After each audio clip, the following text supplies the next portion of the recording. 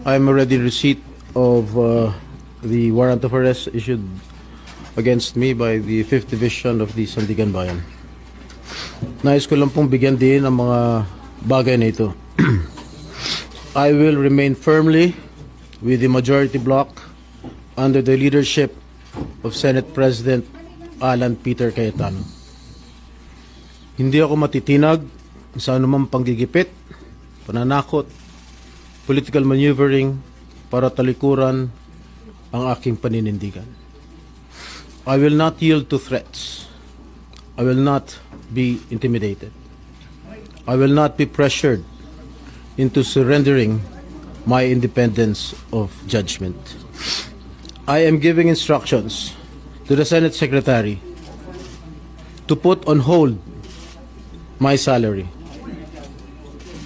Personal kong pasya ito upang ipakita sa sambayan ng Pilipino na wala akong intensyon makinabang sa pondo ng bayan habang nililinis ko ang aking pangalan. At higit sa lahat, hindi ako papasailalim ng kustodya ng Senado. I will not seek Senate custody.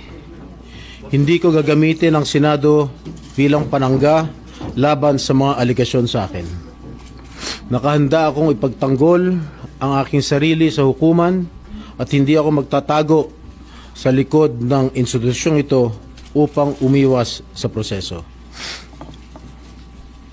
Ipagtatanggol ko hanggang sa huli ang aking sarili para patunayan na walang batayan ang mga paratang sa akin. Kalokohan ang lahat na ito.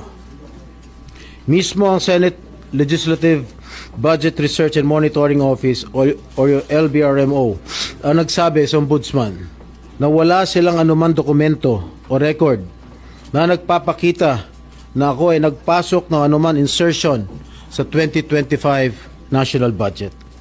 Ang mahalagang impormasyon nito ay kinilala pa mismo ni dating Senate Blue Ribbon Chairman Senator Panfilo Lacson bilang isang makabuluhang ebidensya na sumasalungat sa mga aligasyong ibinabato laban sa akin.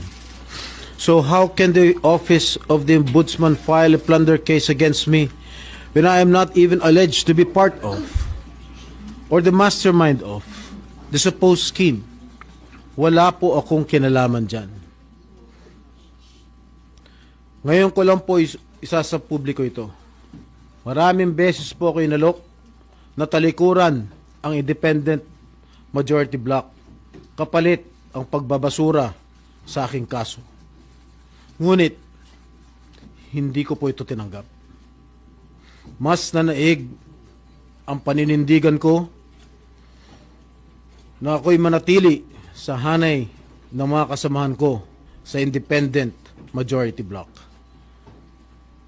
I stand my ground. Ngayon kung tatanungin niyo kung sino sila, abangan ninyo ang susunod na kabanata. I stand my ground because what is at stake here goes far beyond my personal circumstances. What is at stake here is the independence of the Senate. This institution must never become vulnerable to external pressure.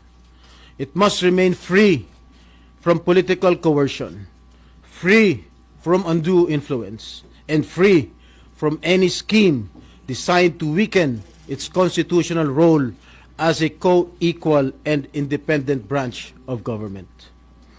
If this is the price I must pay for the decisions I have made and the principles I have chosen to uphold, then I am prepared to face the consequences, however difficult they may be, especially for my family.